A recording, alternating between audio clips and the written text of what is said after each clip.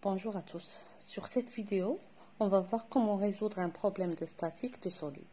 Je rappelle toujours que l'objectif de la statique est d'étudier les actions mécaniques exercées sur un corps indéformable supposé en équilibre. Pour cela, il y a des étapes à suivre.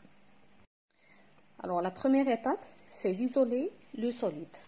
La deuxième étape, faire l'inventaire de toutes les actions mécaniques exercées sur ce solide. Ensuite, appliquer le principe fondamental de la statique et projeter les actions ou bien les forces exercées sur le corps dans le repère d'axe OX, Y, Z. Et enfin, résoudre les équations pour répondre aux questions. On commence par l'exercice suivant. Alors, on a une plaque carrée de côté A, de poids P, fixée à un mur à l'aide d'une articulation sphérique, c'est-à-dire une liaison rotule, et au point B par une articulation cylindrique ou une liaison pivote. On a un câble CD qui maintient la plaque horizontale et on a une charge Q qui est égale à 2P et suspendue au point E. Alors l'objectif ou bien la question, c'est de déterminer les réactions des articulations en A et B et la tension du câble en fonction de A et de P.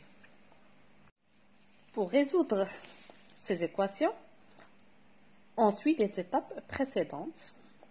Alors la première chose, c'est d'isoler la plaque. Voilà, on dessine la plaque isolée. Ensuite, on fait l'inventaire des forces exercées sur la plaque. Donc, les forces qui sont exercées sur la plaque sont le poids de la plaque, il y a Q et il y a la tension T du câble et les réactions au niveau des liaisons RA et RB. Au niveau du point B, on a une liaison pivote. Comme j'ai expliqué dans la vidéo précédente, une liaison pivote accepte 2 degrés de liberté, c'est-à-dire elle admet une translation et une rotation. Pour notre cas, la translation possible, c'est suivant l'axe Y et aussi la rotation, elle est suivant l'axe Y. D'où les composantes de la résultante RB, c'est RBX et RBZ qui sont des inconnus, alors que RBY est égal à 0. Donc on a dit toujours que lorsque vous avez dans le tableau des degrés de liberté un 0, c'est-à-dire que vous avez un inconnu au niveau des composantes, alors que lorsque vous avez 1, donc vous remplacez la composante par 0. De même pour les moments, donc le moment suivant X est inconnu, le moment suivant Z est inconnu, alors que le moment suivant Y, il est égal à 0. Alors on a aussi une liaison rotule au niveau du point A. Donc on sait bien qu'une liaison rotule accepte 3 degrés de liberté, c'est-à-dire que le solide peut faire des rotations suivant X, suivant Y et suivant Z, alors qu'il n'admet aucune translation suivant ces axes. Donc la résultante RA aura pour composantes RAX, RAY et RAZ, alors que les moments sont nuls. Alors, une fois qu'on a fini l'inventaire des forces, maintenant on doit les représenter. On commence par représenter le poids P sur notre corps isolé. Donc, pour représenter P, puisqu'on a un carré homogène, donc on doit tout d'abord tracer les diamètres AC et DF. Et on représente la force P. Voilà.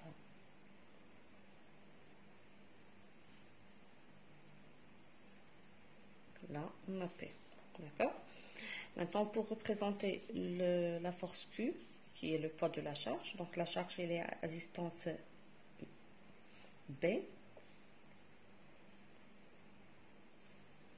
Donc, j'annule ce point-là. On a ici une charge Q. On représente aussi la force T appliquée par le câble.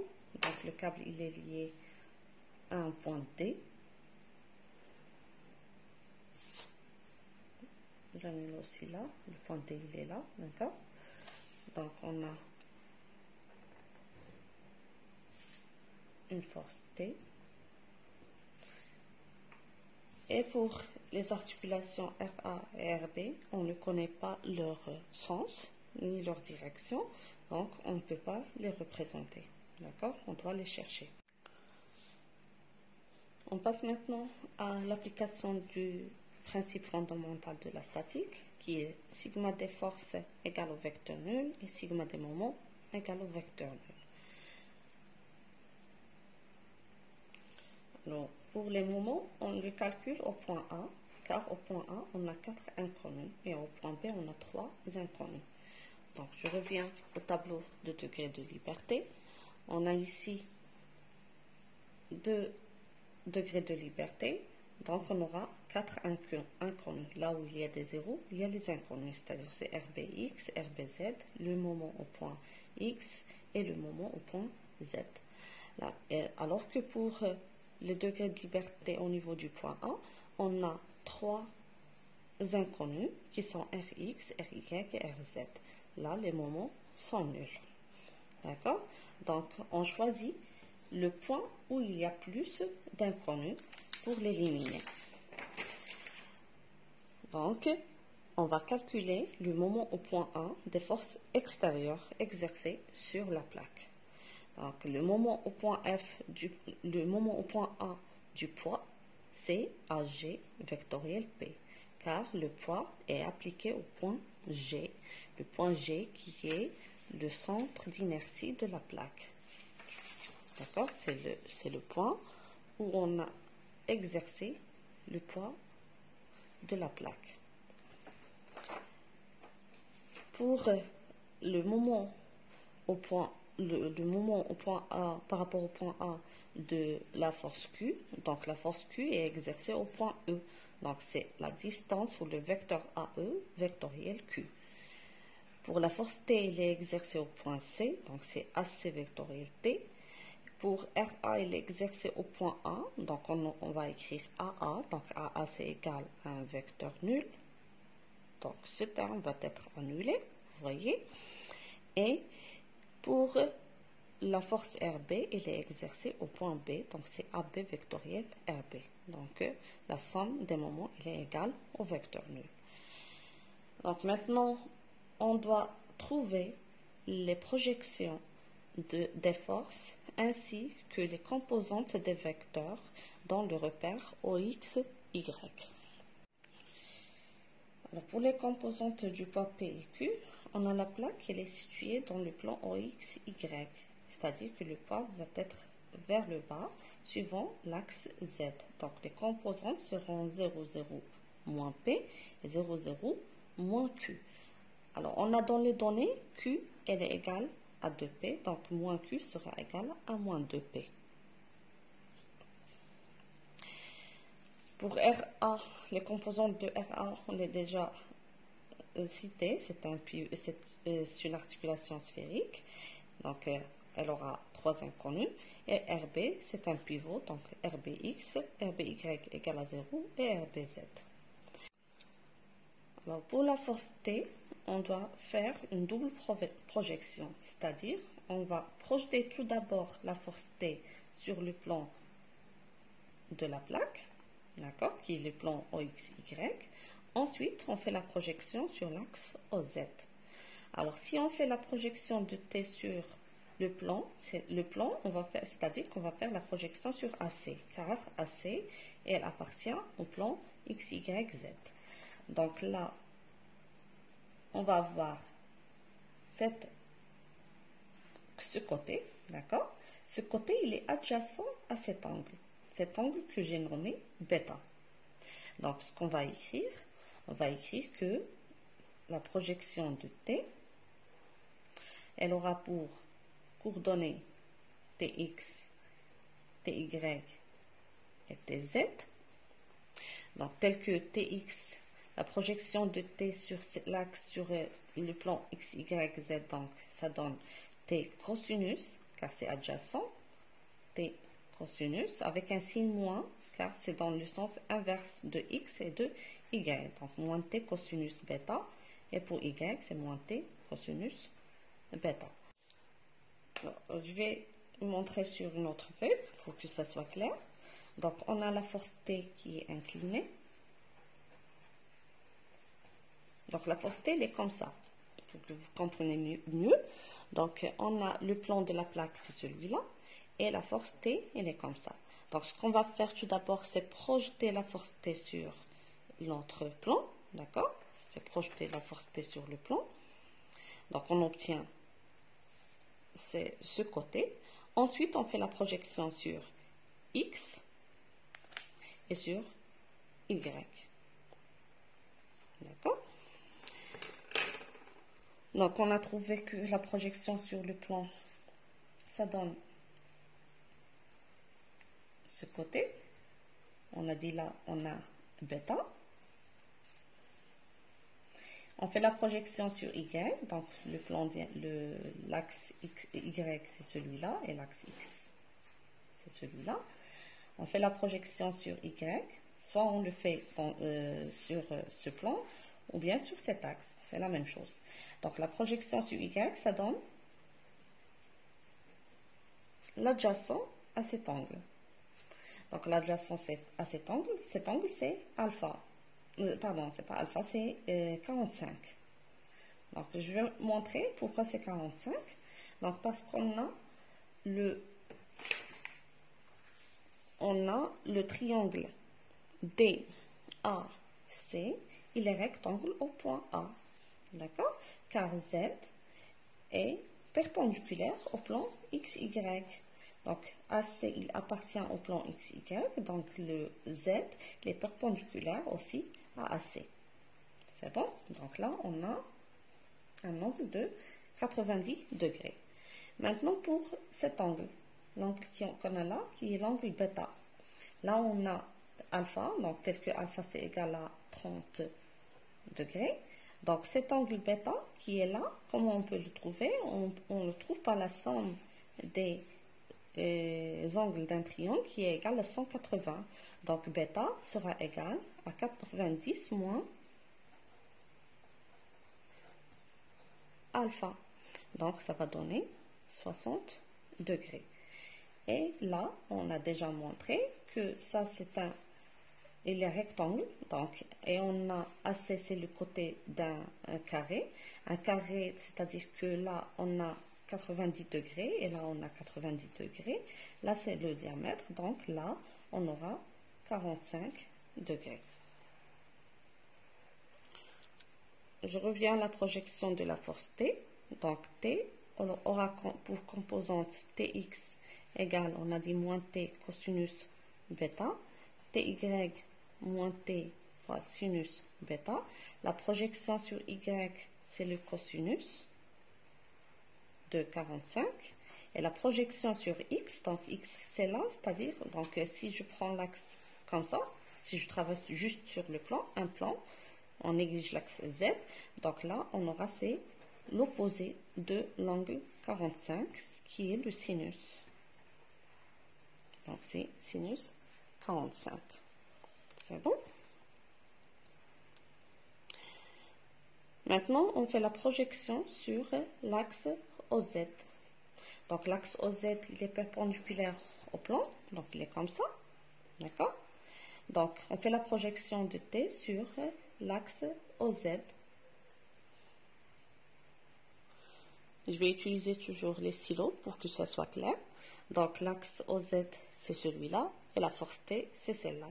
Donc, la projection sur l'axe Z, ça va donner ce côté. D'accord? Donc, on peut faire une translation de l'axe OZ ici. Donc, on projette directement T et on doit chercher cet angle ou bien cet angle. Alors, pour trouver l'angle qu'on a ici, donc on a toujours l'axe Z, il est perpendiculaire à AC, d'accord, comme j'ai démontré tout à l'heure, c'est-à-dire que là, on a 90 degrés. Donc, 90 degrés moins bêta, bêta qui est égal à 60, donc ici, on aura un alpha. Donc, l'angle bêta sera là. parce que là, on a une perpendiculaire, c'est la projection. Donc là, on aura bêta. Donc, TZ, T, elle est dans le même sens que Z, donc c'est positif. Donc, ça va donner T. Et alors, cette projection, ce n'est autre que l'opposé de bêta. Donc, c'est sinus bêta. D'accord? Alors, on obtient finalement, donc on remplace, on calcule, juste on fait le calcul. Donc, ça va donner racine 2 sur 4, racine 2 sur 4. Et le sinus 60, c'est racine 3 sur 2. C'est bon? Alors, une fois qu'on a fini la projection des forces, maintenant on doit trouver les vecteurs AG, AE et AC ainsi que AB. Alors, on dessine une autre figure. Donc là, on a le point G. Le point G, c'est le centre d'inertie de la plaque. Donc la projection du point G sur X et Y, ça va donner ces deux points. Donc ces deux points, c'est-à-dire que la distance du point A vers ce point, ce n'est autre que A sur 2. A, tel que A, c'est le côté de la plaque carré. Donc ça va être A sur 2. Et là, on aura A sur 2. Alors la projection sur Z, ça va être égal à 0. Car G, il appartient au plan X, Y. Donc, on va trouver A sur 2, 0. Maintenant, on doit chercher E, AE. Donc, on fait la projection de E sur cet axe. Donc, ça va donner cette distance. Cette distance que n'est autre, c'est que A. Et la projection sur Y, ça donne cette distance qui n'est autre que A moins B, car là, on a une distance B. D'accord? Donc, c'est A moins B. Tel que B, c'est égal à A sur 3, je pense. Alors, on revient aux données. Oui, B, c'est égal à A sur 3. Donc, ça va donner 2A sur 3.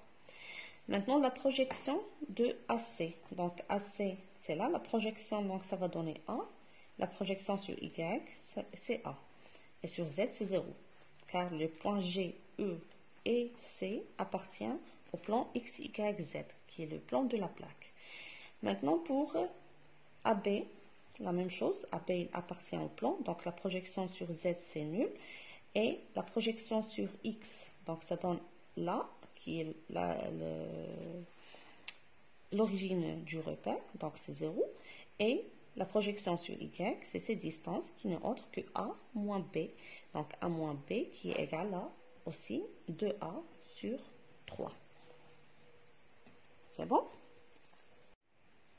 Alors, faites attention à cette étape car c'est très importante.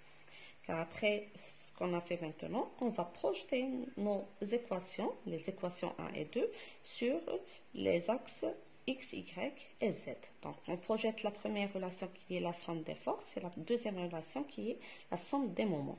Donc, on a trouvé les composantes de P et de Q, RA et RB. Donc, on fait la somme suivant X, la somme suivant Y et la somme suivant Z. Donc, on trouve un système des équations qui est là. Donc, on va noter les équations 3, 4 et 5. D'accord? Maintenant, pour la projection de l'équation 2, donc on commence par AG. Donc là, on avait AG vectoriel P.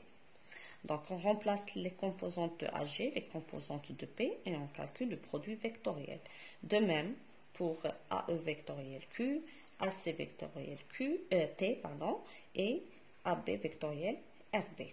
Donc, tout ça, ça donne un vecteur nul qui a les composantes 0, 0, 0. Donc, pour faire le calcul, je rappelle comment calculer le produit vectoriel.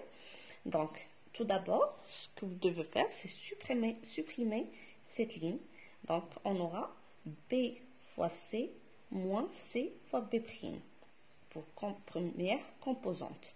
Donc, ensuite, gamma. Donc B, C, prime, moins C, B, prime. Pour la deuxième, on supprime suivant Y et on va trouver A, C', C, A'. Alors attention là, ce que vous devez faire, n'écrivez pas, ne suivez pas gamma dans ce sens, mais vous devez inverser. C'est-à-dire, on fait comme ça. Donc, on aura A', moins A, C'. Si vous faites un gamma dans ce sens, donc vous devez ajouter un signe moins avant les parenthèses. Pour la troisième, donc on élimine cette ligne suivant Z et on va écrire A, B' moins gamma dans ce sens. Donc A fois B' moins A', B. D'accord? Donc on applique cela pour tous nos produits vectoriels et on va obtenir finalement un système des équations, de trois équations, une équation suivant x, d'accord, faites la somme des trois, suivant x, suivant y, suivant z. Donc on va noter ça, l'équation 6, l'équation 7 et l'équation 8. Voilà. Alors, une fois qu'on a fini, maintenant, on peut résoudre le système de nos équations, qui sont 6 équations, parce qu'on travaille dans l'espace. Donc, on doit avoir 6 équations, et on fait la résolution. Donc, pour résoudre, on va commencer par la plus facile. Donc, la plus facile, c'est celle-là. Donc, on a RB, ça va donner RB suivant X, ça va donner 0. Puis, on remplace, on part à l'équation 7.